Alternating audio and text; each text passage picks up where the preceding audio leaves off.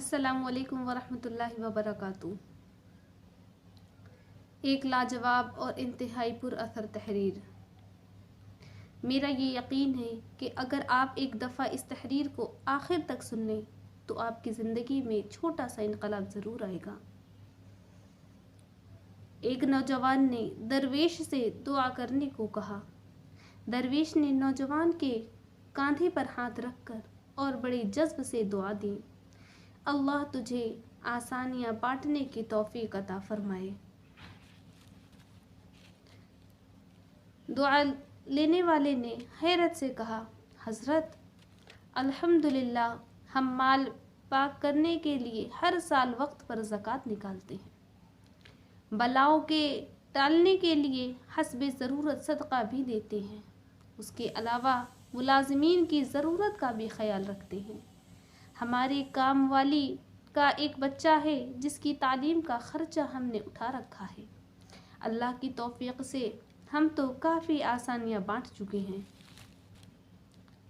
दरवेश थोड़ा सा मुस्कुराया और बड़े धीमे और मीठे लहजे में बोला, मेरे बच्चे, पैसे, खाना, ये सब तो रिज़्क़ की मुख्तलिफ़ किस्में हैं, और याद रखो, राज़िक और रज़्ज़ाक़ सिर्फ़ और सिर्फ अल्लाह ताला की ज़ात है। तुम या कोई और इंसान या कोई और मखलूक नहीं। तुम जो कर रहे हो, अगर ये सब करना छोड़ भी दो तो अल्लाह ताला की ज़ात ये सब फ़कत एक साथ में सबको अता फरमा देगी। अगर तुम ये कर रहे हो तो अपने अशरफुल मखलूक़ात होने की ज़िम्मेदारी अदा कर रहे हो। दरवेश ने नरमी से उसका हाथ अपने दोनों हाथ में लिया और फिर बोला, मेरे बच्चे, आओ मैं तुम्हें समझाऊं कि आसानियाँ बांटना किसे कहते हैं। कभी किसी उदास और मायूस इंसान के कंधे पे हाथ रखकर पेशानी पर कोई शिकन लाए बगैर 1 घंटा उसकी लंबी और बेमकसद बात सुनना आसानी है। अपनी ज़मानत पर किसी बेवा की जवान बेटी के रिश्ते के लिए संजीदगी से तगो-दो करना आसानी है।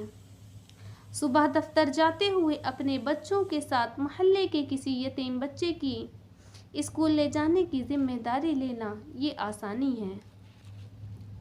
अगर तुम किसी घर के दामाद या बहनोई हो तो ख़ुद को ससुराल में ख़ास और अफजल ना समझना, ये भी आसानी है।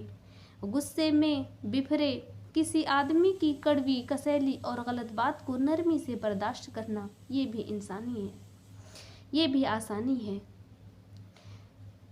चाय के खोखले वाले को ओए कहकर बुलाने की बजाय भाई या बेटा कहकर बुलाना, ये भी आसानी है।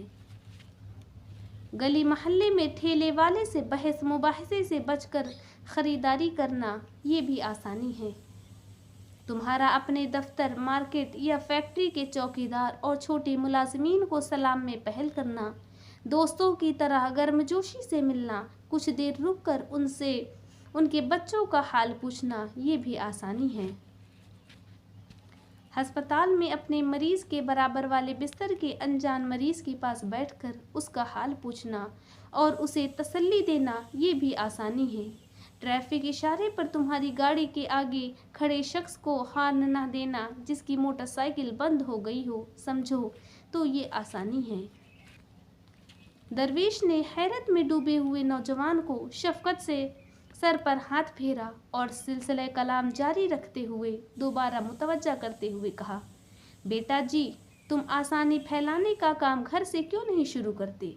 आज वापस जाकर बाहर दरवाजे की घंटी सिर्फ 1 मरतबा देकर दरवाज़ा खुलने तक इंतज़ार करना।